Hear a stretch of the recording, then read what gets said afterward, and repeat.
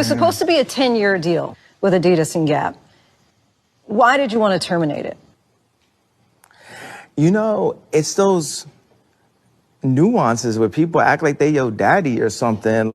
They purposely didn't open the stores that they were supposed to. How am I born in Atlanta and it's not a store in Atlanta? How am I raised in Chicago and it's not a store in Chicago? That means that I was there for some specific agenda, not for Yeezy Gap to be everything that it could be, or this dream that I had about what the Gap could be. But it's time for me to make my own thing. You know, I have respect and love for the Fisher family, and that's their dad's thing. You know, they made something great. It inspired me.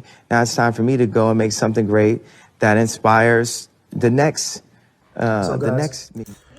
This, not that I care. He doesn't pay my bills, but it's pretty interesting to see how this Kanye West situation is, what's happening in real time.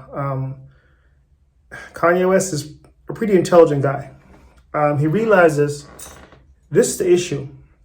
These entertainers are signed by big conglomerate companies for their music and their clothing lines. They join a conglomerate company under very, very stiff, long, binding contracts, okay? Let me say that again. They join these conglomerate companies under very long, stiff, grinding contracts that they get a small portion, a small piece of. So a lot of artists in the past have complained about, you know, they signed a bad deal. So in Kanye's mind, he knew that by insulting these big business owners, like he did, speaking truth, but his deliverance was very insulting. But he was speaking a lot of truth. Okay, let's not even go there. We know what he said. He knew by insulting them that they'll immediately cut the contracts with him. And that's exactly what he wants. He wants them to cut this, so to speak, slavery contract that's keeping him imprisoned, that's controlling his revenue and his future. He knew by making those comments, they will cancel the contracts. And now, essentially, Kanye is a free agent. So we all know hip hop, you know, black culture. We are what's cool now. And Kanye understands this. We dictate cool. We are what cool is. So he knows that once he's dropped by these companies, completely contractually dropped, he has free reign now to do what he wants to do, to control his narrative and create his own industry.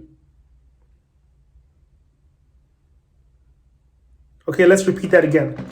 He knows now that with all the companies dealing with him, these conglomerate, quote unquote, Jewish owned companies, dropping him, he now has the freedom he needs to start his own line of industries, of revenue, of ownership. That is why Kanye is doing what he's doing. So let's see how this pans out.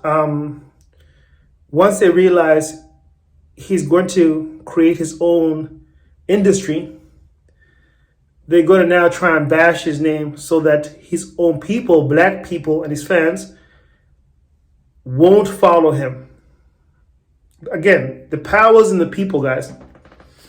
Every ethnic group supports their own. If Kanye's people support him, then he has control. When I say people, if his black people support him, if his fans, his real fans support him, then he has control. And that's what the industry doesn't want you to have, control. So let's see how this pans out. If you're a real Kanye fan, support him and watch him thrive and succeed.